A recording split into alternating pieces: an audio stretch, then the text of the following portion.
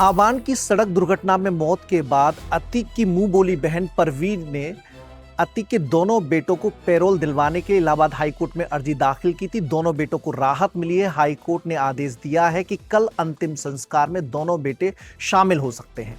अतीक का बड़ा बेटा अली लखनऊ जिला जेल में बंद है, जबकि छोटा बेटा उमर, जिससे मिलने आवान झांसी गया था और सड़क दुर्घटना में उसकी मौत हुई, वो झांसी जिला जेल में बंद है।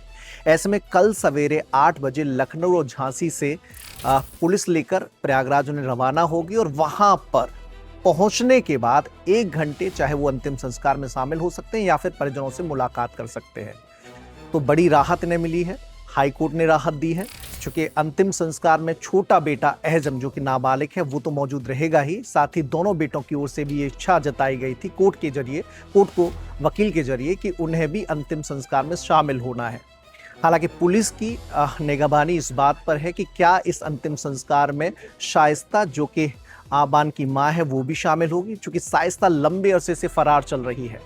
चर्चा ये थी कि शाइस्ता आबान के जरिए ही उमर और अली दोनों को झांसी और लखनऊ जेल में मैसेज भिजवाया करती थी, क्योंकि अभी भी बड़े पैमाने पर संपत्तियां अतीक के गुर्गों के नाम है। ऐसे में उन संपत्तियों को बेचने के लिए आबान पहल कर रहा था। कुछ एक डील भी हुई थी, लेकिन पुलिस की मुस्तैदी से वो डील सफल नहीं हो पाई। तो ऐसे में अब एक बड़ा संकट इस बात को लेकर है कि जो शाइस्ता है, क्या आबान के अंतिम संस्कार में शामिल होने प्रयागराज पहुंचेगी, क्योंकि करेली सहित हटवा इलाके में लगातार शाइस्ता की मौजूदगी है, ऐसे पुलिस सूत्र भी बताते हैं। और शाइस्ता की तलाश में कई बार छापेमारी भी हुई है। तो अब पुलिस की कोशिश ये है कि फरार शाइस्ता तक कैसे पहुंचा जाए। जब आबान का अंतिम संस्कार होगा, दोनों बेटे उस अंतिम संस्कार में मौजूद रहेंगे, तब क्या शाइस्ता उस अंतिम संस्कार का हिस्सा बनने वहां पहुंचेगी? तो पुलिस की मुस्तैदी इस बात पर रहेगी, लेकिन हाईकोर्ट ने बड़ी राहत अतीक के दोनों बेटों को दी है। माफिया अतीक अहमद के बेटे आबान का जो शव है वो हटवा गांव जो है वो पहुंच चुका है, और ऐसे में हम हटवा गांव में मौजूद हैं और आपको यहां की स्थिति जो है दिखाने की कोशिश करेंगे।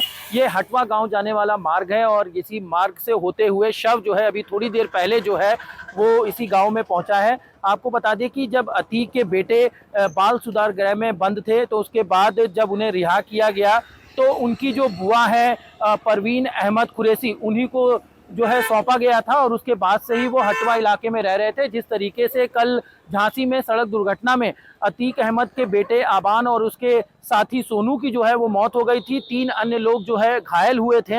अब उसके बाद यहाँ पर शव जो है वो पहुंचा है। बताया जा रहा है कि आज जुम्मे की नमाज अदा करने के बाद जो है कसारी मसारी यानी कि पैतृक जो कब्रिस्तान है अतीक अहमद का, वहाँ पर जो है सुबुर्दे खाक किया जाएगा, यानी कि दफनाया जाएगा। ऐसे में जो कब्र है वो भी कसारी मसारी में जो है खोदी गई है, क्योंकि वो कसारी मसारी का जो कब्र जो है वो वही कब्र है जहां पर अतीक के पिता हाजी फिरोज अहमद को दफनाया गया था। उसके बाद अतीक अहमद और उसके भाई अशरफ को, और इसके साथ ही झांसी एनकाउंटर में मारा गया अतीक का तीसरे नंबर का बेटा असद को भी वहीं पर दफनाया गया था। उसी के जस्ट बगल में जो है कब्र अब आबान की जो है खोदी गई है, और यहाँ पर जो है पुलिस की जो तैयारियां हैं वो कड़ी कर दी गई है। निगरानियां यहाँ पे की जा रही हैं। कब्रिस्तान के पास भी जो है पुलिस का जो कड़ा पहरा है वो यहाँ पर है, और तमाम बड़ी संख्या में जो है लोग जो है हटवा गांव पहुंच रहे हैं, क्योंकि जिस तरीके से माफिया अतीक और उसके भाई अशरफ के खात्मे के बाद जो है लोग जो है डरे सहमे थे। उस वक्त लोग नहीं पहुंचे थे,